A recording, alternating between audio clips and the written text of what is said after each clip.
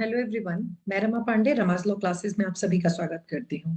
As we all know, अगर आप लोग को अब नहीं पता है तो एमपी सिविल जज का नोटिफिकेशन 123 पोस्ट के साथ आउट हुआ है। So it's a huge number, 123 seats के साथ एमपी सिविल जज का नोटिफिकेशन आज आ चुका है।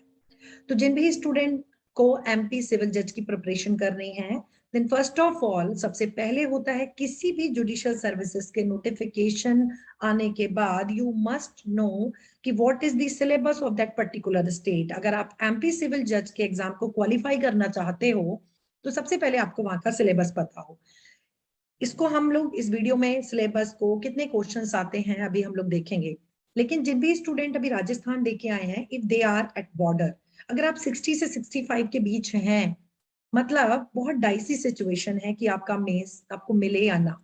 हरियाणा में आप लोग अगर मेंस लिख भी रहे हैं, अगर आप किसी और स्टेट का भी देकर आए हैं, then still you must go for MP civil जज PT examination, because you never know कि आपका एग्जाम कहाँ पर आप कहाँ क्वालिफाई करो।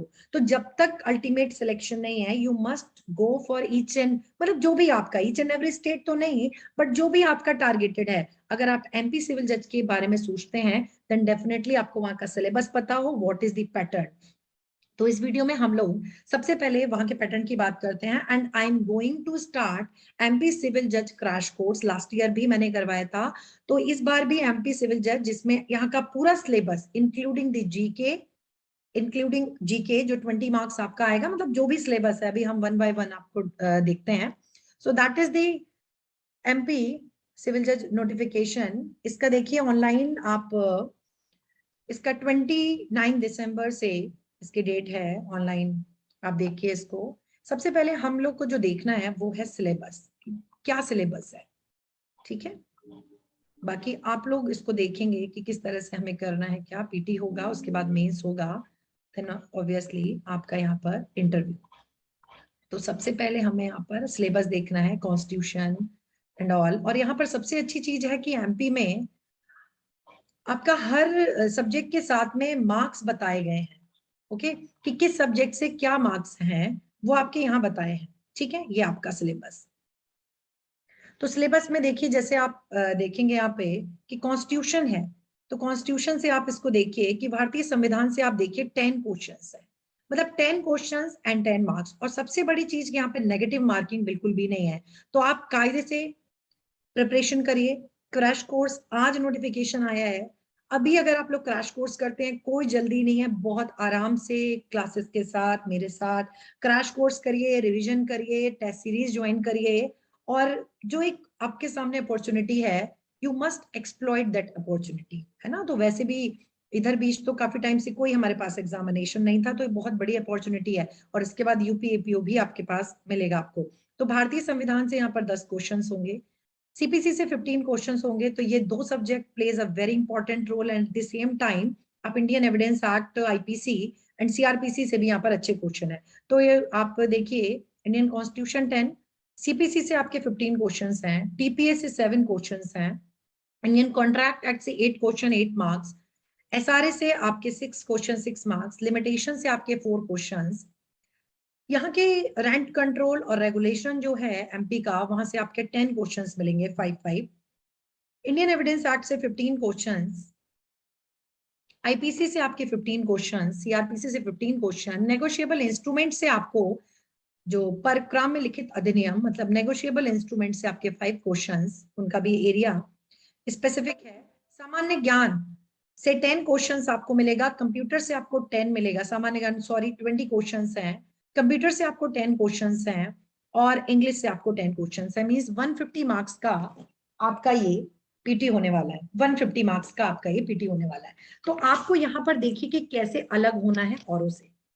देखिए, जो भी स्टूडेंट्स हैं जो जुडिशियल सर्विसेज की प्रिपरेशन कर रहे हैं, तो आप ध्यान रखिएगा, ये वाला जो आपका पोर्शन है, ये वाला मतलब सामान्य ज्ञान, कंप्यूटर एंड अंग्रेजी वाला, ये आपका जो पोर्शन है, ये पहले तो आपके लिए डिसाइडर है। ये सामान्य ज्ञान, कंप्यूटर एंड अंग्रेजी, ये वाला आपका डिसाइडर होने वाला है।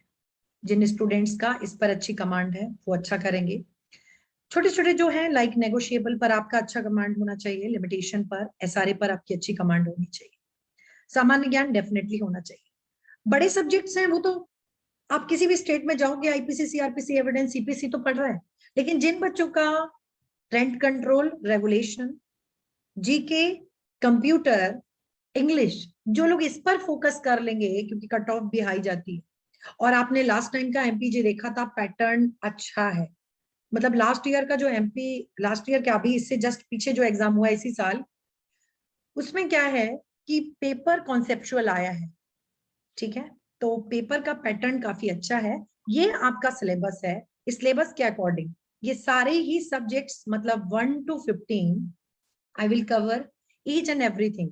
ये आपके मोटे मोटे 15 सब्जेक्ट्स हैं, ठीक है। ये 15 सब्जेक्ट, सारे ही सब्जेक्ट्स मैं आपके कवर करवाऊंगी यहाँ पर। तो ये आपका एमपीजे का, सॉरी, ये आपका एमपीजे का पैटर्न है, ओके। तो इस पैटर्न को आप लोग फॉलो करिए। और अगर कोई भी स्टूडेंट ज्वाइन करना चाहता है एमपी सिविल जज PT crash course, then please contact at 7838379595। It's my contact number. अगर कॉल रिसीव नहीं होती है आप उस पर व्हाट्सएप कर सकते हो, ठीक। दूसरा 7078 6 टाइम 5। कॉल रिसीव नहीं होती है आप इस पे व्हाट्सएप कर दीजिए, ठीक। आपको क्रैश कोर्स, जो भी स्टूडेंट नए हैं अगर इस वीडियो को देख रहे हैं, अगर आपको लगता है क्रैश कोर्स कैसे होता है, तो एचजीएस, यूपी एचजीएस का क्रैश कोर्स का video is already on my YouTube channel. Haryana का crash course is already on my YouTube channel. UP PCSJ का crash course is already on my YouTube channel. कुछ videos हैं मेरे live classes की, तो आप देख सकते हैं। तो जो भी बच्चा एमपी सिविल जज क्रैश कोर्स करना चाहता है उसको टाइम रहते ज्वाइन कीजिए, ताकि क्लास के साथ आप क्रैश कोर्स कंप्लीट करें। इस बार हमारी टेस्ट सीरीज भी होंगी एमपी की, आप टेस्ट सीरीज ज्वाइन करिए टाइम रहते। और क्लास के बाद आपने 2 टाइम रिवीजन किया हो ना, फिर आपकी सर्टेनिटी बढ़ती है। ये नहीं कि क्रैश कोर्स किया जैसे तैसे और चले गए। और वो क्रैश कोर्स भी क्रैश, मतलब वो क्रैश कोर्स भी कायदे का होना चाहिए, जहां पर आपको कायदे से चीजें पढ़ाई जाए, जो एक स्टेट का पैटर्न है। तो क्रैश कोर्स के बाद आपने 2 टाइम रिवीजन करके पीटी में जाएंगे ना, फिर आपकी सर्टेनिटी बढ़ती है। Thank you so much.